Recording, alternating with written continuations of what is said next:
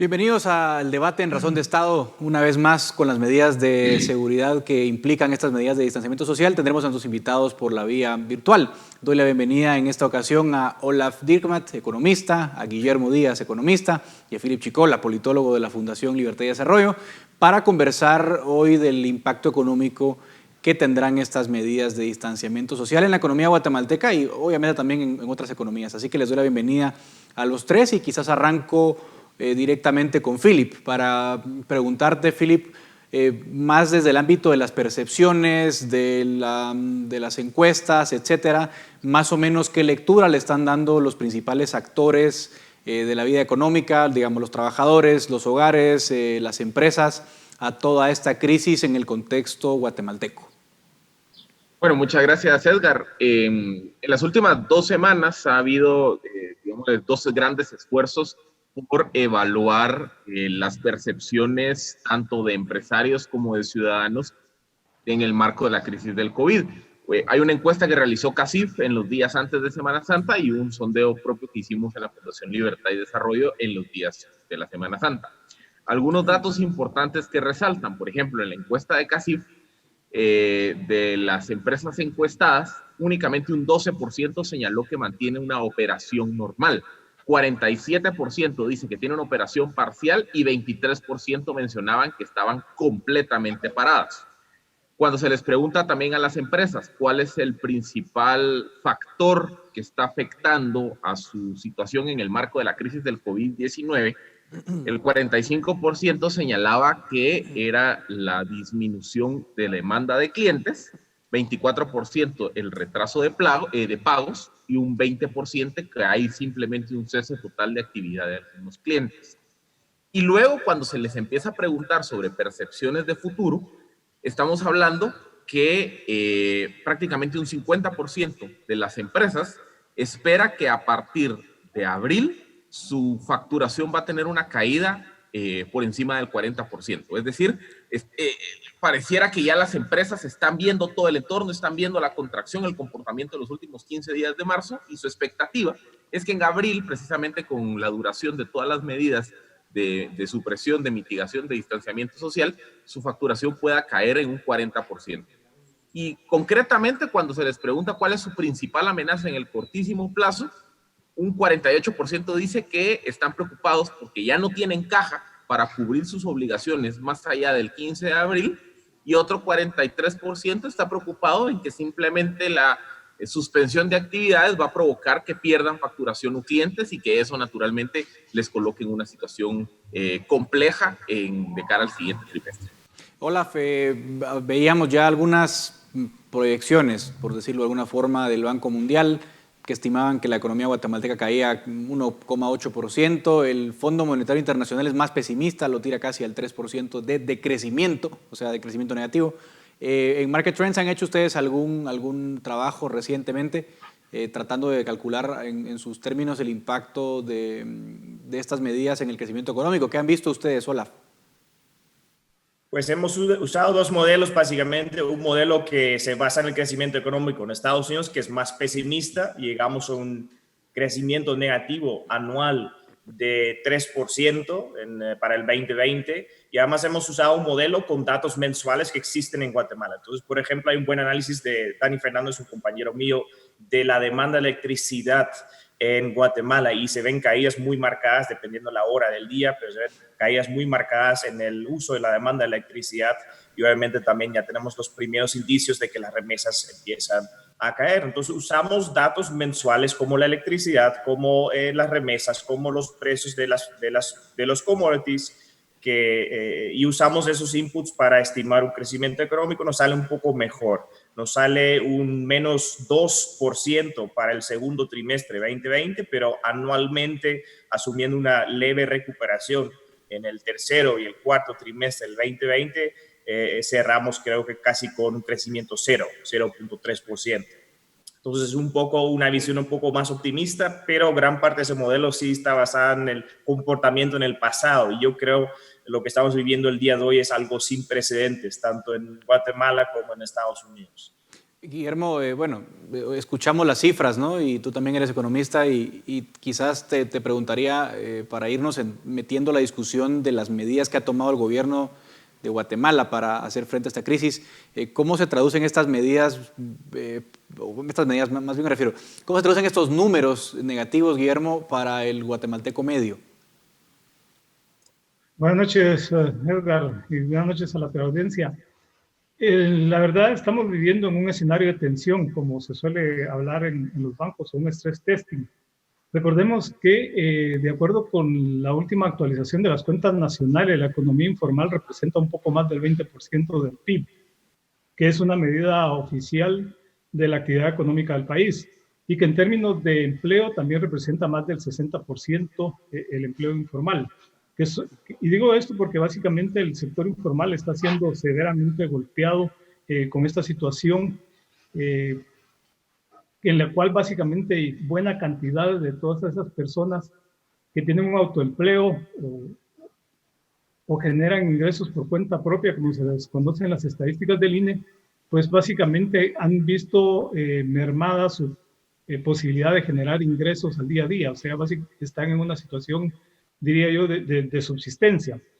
A ello se agrega lo que ha mencionado la caída de las remesas, que comparado con el marzo del año pasado, recordemos que en tan solo un mes, y ni siquiera un mes, fueron 15 días en realidad, hubo una caída de 10%.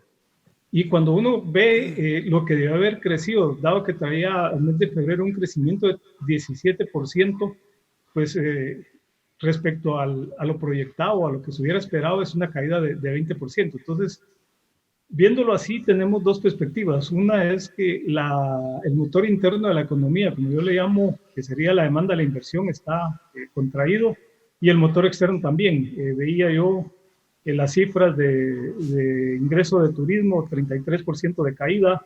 Las exportaciones, hay buena noticia, casi 16% de ingreso de divisas más que el año pasado, pero son muy pocos los rubros como café, banano, que están creciendo. La gran mayoría pues están teniendo tasas de decrecimiento. Entonces, para el común de los guatemaltecos es una situación bastante difícil, porque no están teniendo, como bien decían, lo mencionaba Philip, las empresas pues no están generando actividad económica. Muchas empresas ya están pensando en hacer rebajas salariales. En algunas medios de comunicación que yo conozco y otras empresas ya entraron a la modalidad de turnos, precisamente porque no pueden sostener una jornada laboral normal. Entonces, la situación creo que sí está siendo difícil y va a ser más difícil en las próximas semanas. Bueno, vamos a entrar ahora un poco al ámbito de la propuesta para ver qué se nos viene y qué se está haciendo. El Congreso aprueba varios paquetes de ampliación de presupuesto, pero concretamente en lo referente a la ayuda, hay 11,000 millones de quetzales que se aprueban de ayuda. 6,000 millones son para darle a la gente literalmente 1,000 quetzales para sobrevivir, digamos, a la gente en situación de pobreza. Hay otros 3,000 millones de quetzales para un fondo de préstamos para empresas en problemas que se canalizaría a través del Crédito Hipotecario Nacional, y hay un pequeño fondo de 2,000 millones de quetzales para trabajadores, es decir, para motivar un acuerdo entre empleadores y trabajadores para suspender contratos y que durante ese plazo que el contrato esté suspendido, pues se les pague un monto mensual a los trabajadores. Entonces, eso es más o menos en 30 segundos las medidas que se han tomado. Philip, ¿va a ser eso suficiente para dar un respiro a la economía guatemalteca? ¿Cómo ves tú eso? Sobre todo te lo pregunto en cuanto a la implementación, porque una cosa es oír 11,000 millones de ayuda y otra cosa es lo que estamos viendo ahora, que los alcaldes no saben a quién tienen que ayudar, nadie sabe cómo hacerlo. ¿Cuál es tu lectura, Philip? Tal vez el análisis de si será suficiente o no se la dejaría a mis colegas economistas. A mí me preocupa la parte operativa de la implementación de las propuestas, porque para empezar, estamos viendo que los créditos a las MIPYMES se van a canalizar a través del Crédito Hipotecario Nacional, el CHN, que es un banco que tiene una infraestructura pues no tan robusta como otros bancos del sistema.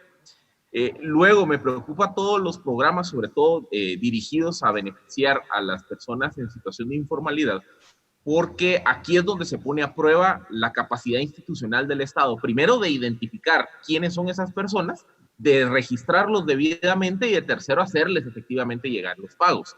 A ello agreguémosle otra condición más. el Congreso aprobó los techos presupuestarios y aprobó la facultad para que se emitan los bonos del Tesoro.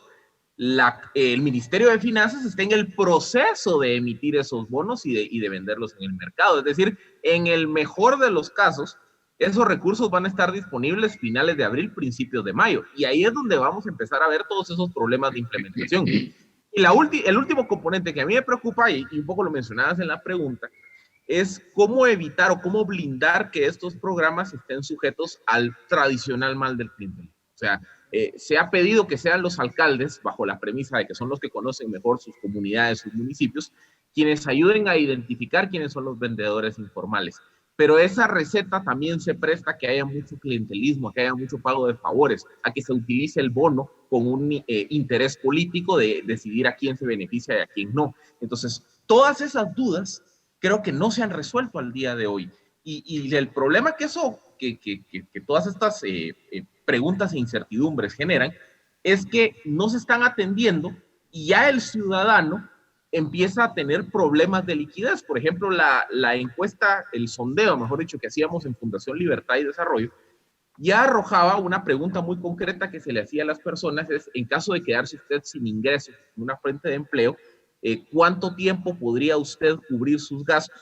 Y básicamente, resumido, el 65% de las personas decían que con sus recursos disponibles o ahorros podrían durar menos de 45 días. Es decir, que y ese reloj ya está empezando a correr. Entonces, mientras no resolvamos todas esas incertidumbres sobre los programas de apoyo a las personas en el autoempleo, en la informalidad, quiera que no, ellos ya están en una carrera contra reloj donde sus recursos se le están agotando y donde tarde o temprano se van a ver en la disyuntiva de decir, bueno, o incumplo las medidas sanitarias, salgo a trabajar, salgo a vender porque ya no puedo cubrir mis gastos, o sencillamente me termino quedando sin recursos y ya no voy a poder ni siquiera cubrir la alimentación básica de la familia. Claro. Hola, voy a tomarme de esos últimos comentarios de Philip para preguntarte tus impresiones de esta ayuda y un poco también preguntarles qué deberíamos hacer en el corto plazo, porque vemos los famosos lockdowns, los cierres, no son lo mismo en el primer mundo que en el tercer mundo, ¿no?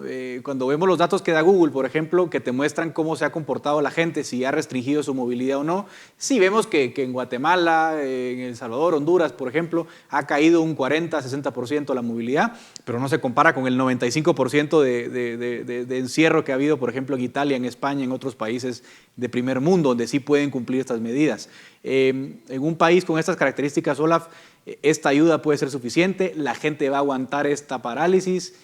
¿Qué deberían hacer en todo caso los gobiernos o el gobierno de Guatemala ante esta disyuntiva, ¿no? Sí, estabas hablando de diferencias primero, ¿no? O sea, tenemos países, pues yo soy holandés, Holanda, Alemania, que han sido sumamente prudentes en los últimos años, han reducido la deuda pública sobre el PIB y eso les da un poco de margen en intervenir y dar suficiente alivio a las empresas para que puedan seguir pagando su planilla. Les quiero resaltar que las leyes laborales también son un poco diferentes. Es muy difícil despedir a alguien en Holanda o Alemania, entonces en general el dolor se recae sobre los hombros del empresario.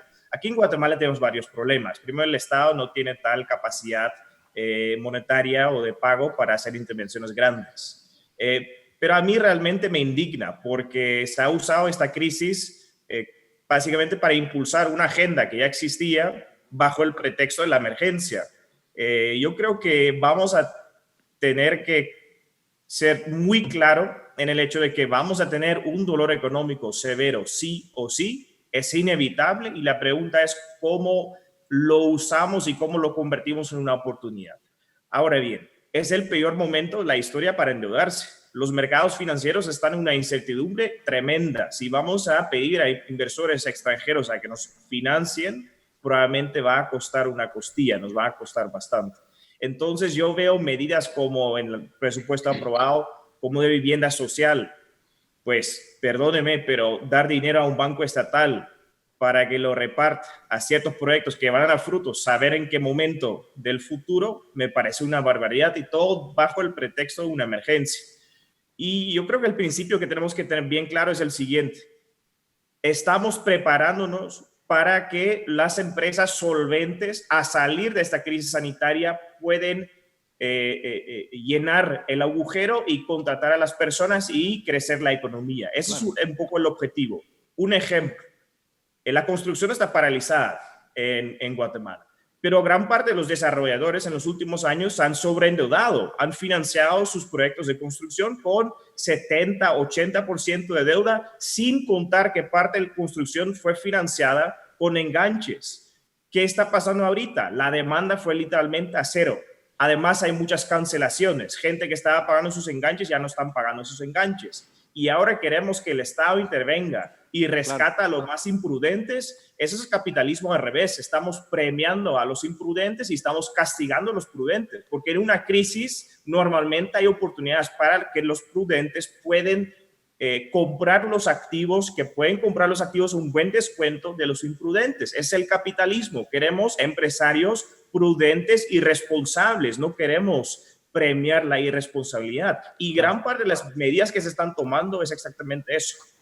Ya me estoy quedando sin tiempo, pero quisiera conocer tus conclusiones, Guillermo, del paquete de ayuda y lo que debería pasar en las próximas semanas.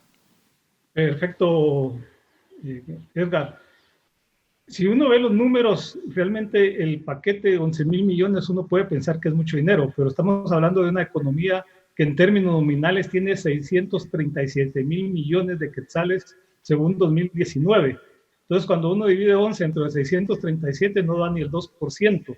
Y como bien ya decía anteriormente Philip y Olav, tenemos buena parte de la economía en modo pausa. Principalmente los motores que habíamos tenido en los últimos meses o en el último año, la construcción, el sector de restaurantes, y que son sectores que generan una gran cantidad de empleo. Entonces, realmente lo que va a hacer el gobierno es dar una aspirina para un mal mayor, lo cual en términos prácticos y efectivos no va a hacer nada. Lamentablemente, la crisis en Guatemala va a ser inevitable y vamos a tener que posteriormente ver en 2021 cómo volver a una normalidad que no va a ser fácil por la misma situación que estamos viviendo, o sea, lo que hablaba un poco Philip al inicio, las expectativas, y recordemos que somos seres sociales de costumbres. Después de haber estado en buena parte de nuestro tiempo, dicen los psicólogos, 21 días se crea un hábito, ya vamos a cumplir 40, o sea que ya vamos a reafirmar el hábito. Volver a los restaurantes, volver a la cotidianidad nos va a llevar mucho tiempo, no solamente aquí, sino en la mayoría de países, y lo que hablaba Olaf, nuestra relación que tenemos con Estados Unidos. Yo estaba viendo antes de esta entrevista la caída o el aumento que hubo del desempleo hasta el 10% con la crisis de 2009. Tuvieron que pasar casi 10 años para que ese desempleo volviera a caer a tasas de 3% previo a la crisis. Cuando fue la crisis de las .com, el desempleo en Estados Unidos en el 99-2000 subió hasta 6% y tuvieron que pasar de nuevo también alrededor de 4 años para que bajara 1.5 puntos porcentuales la tasa de desempleo en Estados Unidos. Y ahorita tenemos en Estados Unidos más de 10 millones de solicitudes de desempleo, lo cual quiere decir que vamos a tardar en Estados Unidos más de un año en recuperar esas generaciones de empleo. Sin duda números complejos los que nos dan los economistas, pero tendremos que tener una discusión seguramente pronto de cómo ir reactivando la economía para evitar males mayores. Les agradezco muchísimo a ustedes por acompañarnos en esta interesante conversación y también a la audiencia por su sintonía. Esto es Razón de Estado.